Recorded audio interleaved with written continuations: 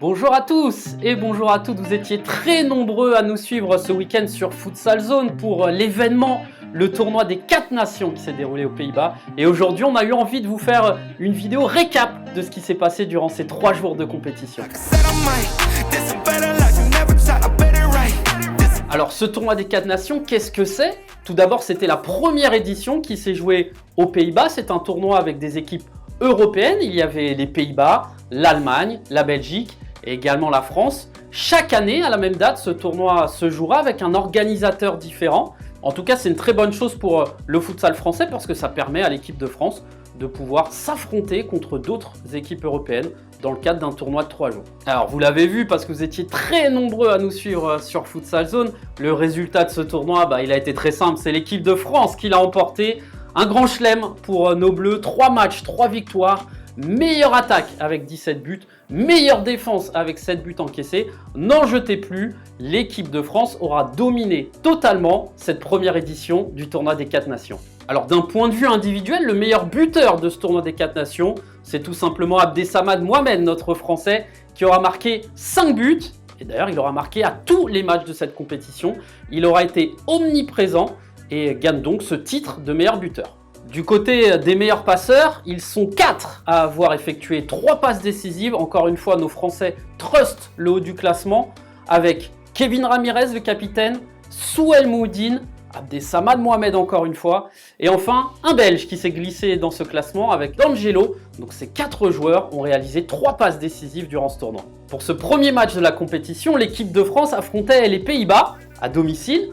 Un match pas facile, il fallait le temps d'entrer dans cette compétition et les Bleus l'ont très bien fait avec une victoire solide, 3-1. Ils auront maîtrisé tous les domaines du jeu et du coup auront commencé ce tournoi de la plus belle des manières. Dans le deuxième match de cette compétition, l'équipe de France affrontait les voisins belges, une équipe qu'elle connaît très bien. Et ce fut clairement une démonstration. L'équipe de France qui aura fait une première mi-temps de très haut niveau. Le score était même de 6-0 à un moment pour les Français. Un match très impressionnant dans l'intensité, dans l'envie. Les Belges étaient vraiment asphyxiés à un moment donné. Il y a eu 2 buts encaissés en fin de match. Mais de manière globale, cette confrontation face à Belgique fut une véritable démonstration tant les Bleus auront été au-dessus de leur homologue belge. Et enfin, le dernier match, c'était face aux Allemands, l'équipe supposée la plus faible. C'était la finale, il fallait gagner ou faire match nul pour que les Bleus puissent remporter ce tournoi des 4 nations. Et ils l'ont bien fait, nos Bleus.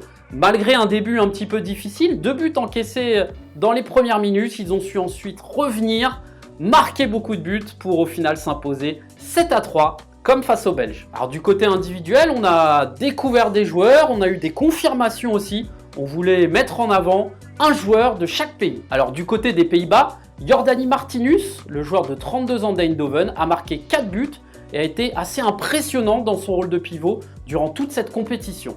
Pour la Belgique, c'est un joueur qu'on connaît bien, Omar Raoult, le joueur de 29 ans du futsal Maïkar Châtelet, qui aura bien aidé son équipe en marquant notamment 3 buts et en étant présent à de nombreuses reprises. Pour les Allemands, on a décidé de mettre en avant Fabian Schulz, le joueur du FC Leiria, qui découvrait un petit peu cette sélection allemande et qui aura été très présent, marquant notamment 2 buts, alors qu'il n'a pas eu énormément de temps de jeu. Alors pour faire un petit bilan de cette première édition du tournoi des 4 nations, on peut déjà citer l'organisation de ce tournoi qui s'est fait d'une manière parfaite. On aurait aimé, c'est vrai, voir du public, mais malheureusement la situation sanitaire aux Pays-Bas était très compliquée. D'un point de vue de l'équipe de France, il y a eu beaucoup de choses positives, notamment un groupe qui a joué énormément. On a vu d'ailleurs 3 gardiens être titulaires sur 3 matchs différents.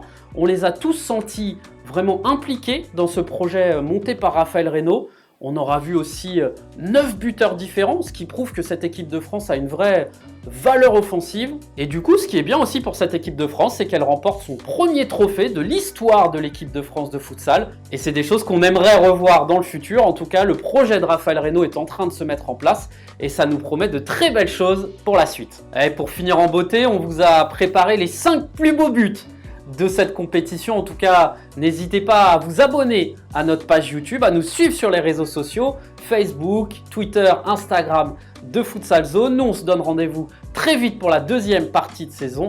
Passez de très bonnes fêtes. À très vite. Et ensuite avec Lococa, le surnombre. Et voilà, le 5e but de cette équipe de France. C'est Landry N'Gala cette fois. Allez, Martinus. Oh, quel but! Oh, quel but de Jordani Martinus. Ce petit travail là sur le côté. Allez, Nelson Lutin, pourquoi pas, la tentative du pied gauche. Et quel but de Nelson Lutin qui vient fracasser la barre transversale et le but. Allez, c'est bien, restez haut. Souelmoudine. Oh là là là là, quel but de Souelmoudine. La frappe pleine lucarne. Allez, justement, Abdessaman Mohamed s'est retourné. Oh là là, et le troisième but.